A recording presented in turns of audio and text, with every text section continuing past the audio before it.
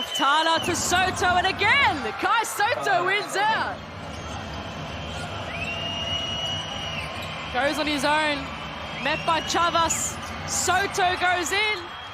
Quickly down low to Aguilar, and he gets it back outside. And there's the alley-oop to Kai Soto.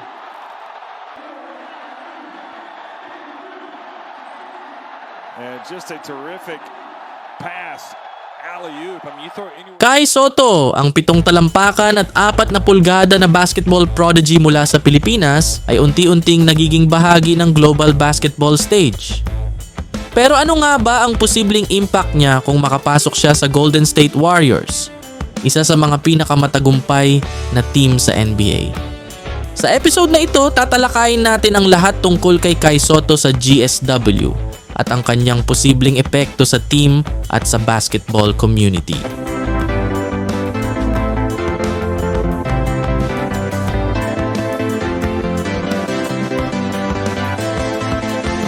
Si Kai Soto ay ipinanganak noong Mayo 11, 2002 sa Las Piñas, Philippines.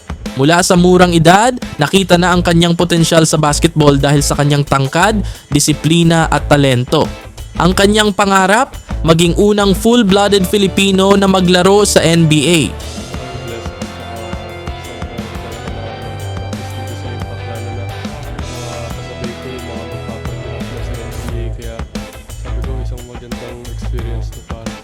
Noong 2019, iniwan ni Kai ang Pilipinas upang mag-training sa Estados Unidos.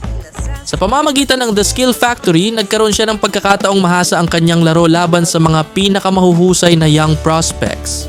At noong 2021, sumali siya sa NBA G League Ignite Team, isang mahalagang hakbang para mas mapalapit siya sa NBA.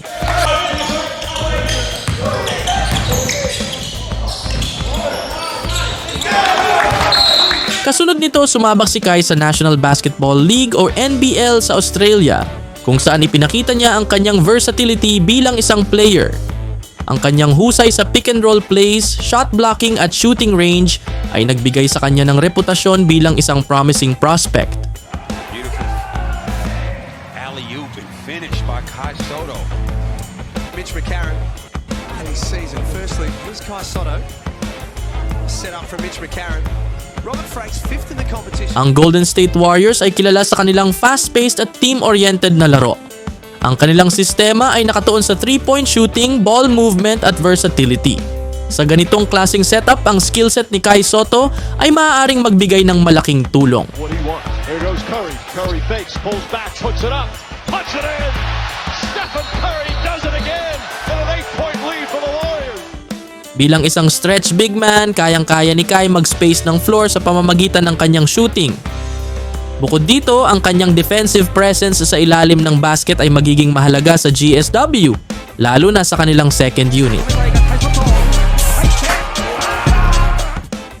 Kung makapasok si Kai Soto sa GSW, siguradong mas dadami pa ang fanbase ng team sa Pilipinas. Ang mga Pilipinong fans, na kilalang isa sa pinakamatindi sa mundo, ay magdadala ng suporta at enerhiya na magpapalakas pa sa Warriors bilang isang global brand. Hindi lang ito tungkol sa laro, kundi pati sa inspirasyon na maibibigay ni Kai sa kabataan, lalo na sa mga nangangarap makilala sa larangan ng basketball. Pero hindi magiging madali ang landas ni Kai sa Warriors. Ang koponan ay kilala sa mataas na standards at ang kompetisyon para sa playing time ay napakalaki.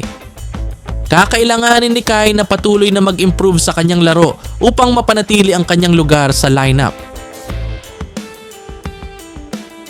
Kung mabibigyan ng pagkakataon si Kai Soto sa Golden State Warriors, hindi lang ito tagumpay para sa kanya kundi para sa buong Pilipinas. Ang kanyang kwento ay nagpapaalala sa atin na ang sipag, tiyaga at determinasyon ay susi sa tagumpay. Kai Soto, ang batang nangarap na maglaro sa NBA, ay patuloy na nagbibigay inspirasyon sa atin. Abangan natin ang susunod na kabanata ng kanyang kwento. Ano sa tingin nyo ang magiging impact niya sa GSW? I-comment na ang inyong opinyon.